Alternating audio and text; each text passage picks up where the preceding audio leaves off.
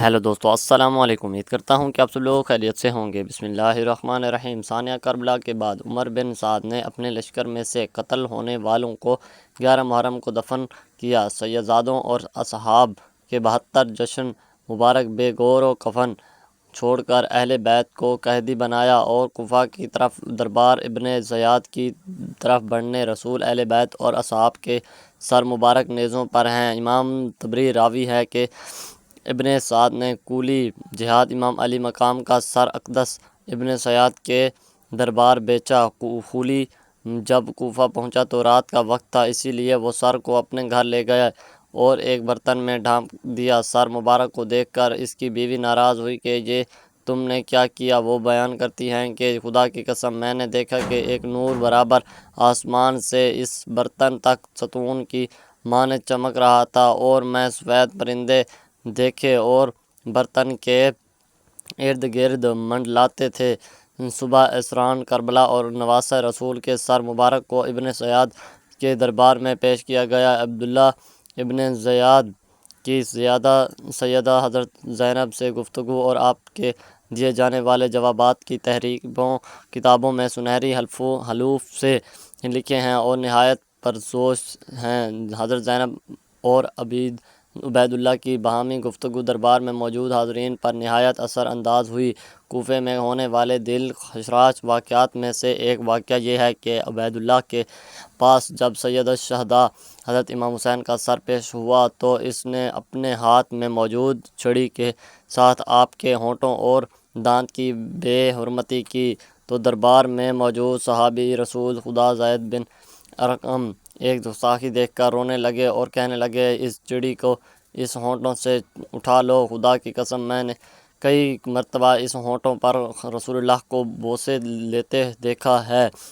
ابن زیاد یہ سن کر چلا اٹھا، خدا تجھے رلا دے، کس چیز کے آنسو بہانے؟ فتح پر آنسو بہاتے ہوئے، اور خدا یہ جانتا ہوں کہ تمہارے زائل ہو چکی ہے، تم میں سے تمہاری گردن اڑا دیتا۔ حضرت زین نے جب یہ سنا تو دربار سے نکل گئے۔ اس کے بعد عبید اللہ ابن زیاد نے کربلا کے قافلے کو شہداء کے سروں کے ساتھ شمرو طارق بن محفل کی قیادت میں یزید کی محفل کی طرف شام روانہ کیا۔ تاریخ گواہ ہے کہ شام میں جب قافلہ پہنچا تو وہاں جشن کا سماں تھا۔ زہر بن گیس نے نمائندگی کرتے ہوئے واقعہ کربلا کی ساری تفصیل یزید کو سنائی۔ ایک سونے کے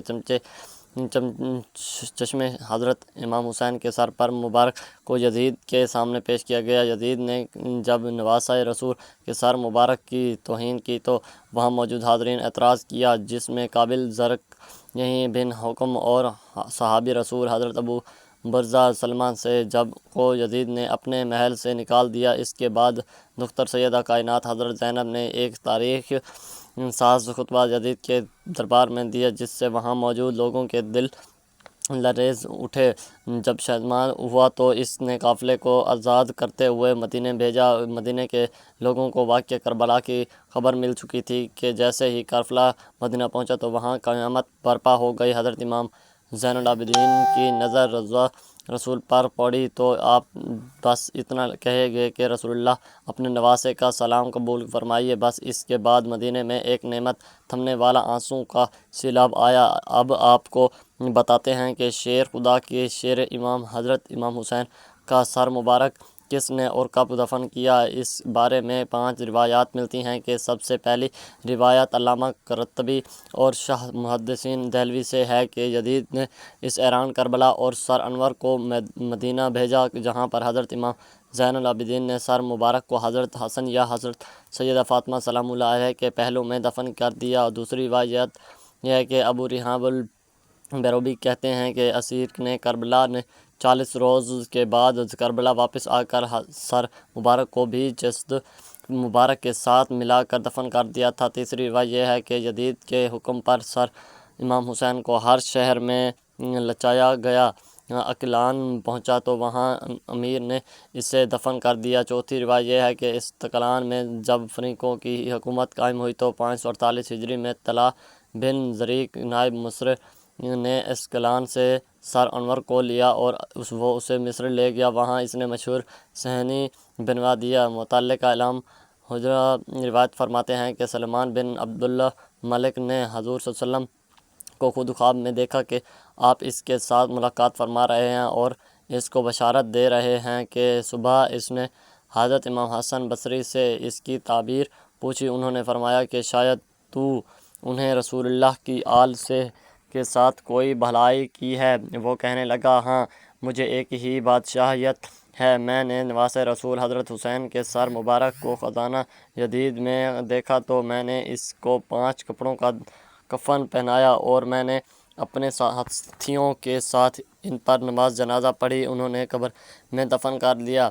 تو حضرت حسن بصری نے اس سے فرمایا، یہی وجہ ہے کہ رسول اللہ کریم نے تجھ سے اظہار رضامندی فرمایا ہے، یعنی یہی تیرا کام حضور علیہ الصلاۃ والسلام کی رضامندی کا سبب ہوا۔ سلیمان بن ملک عبد الملک کے بعد اس کے جانشین عمر بن عبدالعزیز نے سر مبارک کو نکالا اور کربلا جا کر خود جسد مبارک کے ساتھ دفن کر دیا۔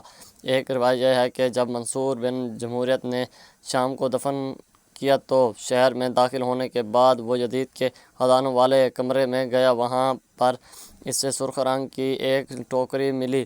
منصور نے اپنے غلام سے کہا کہ اس ٹوکری کی حفاظت سے رکھو، یہ بنی امیہ کی قیمتی خزانوں میں سے ایک خزانہ ہے۔ لیکن جب اس کو تھوڑے عرصہ کے بعد کھولا گیا تو دیکھا کہ اس میں امام حسین کا نورانی سر تھا جس سے عطر کی خوشبو تھی، اور اس نے اپنے غلام کو حکم دیا کہ ایک کپڑا لائے۔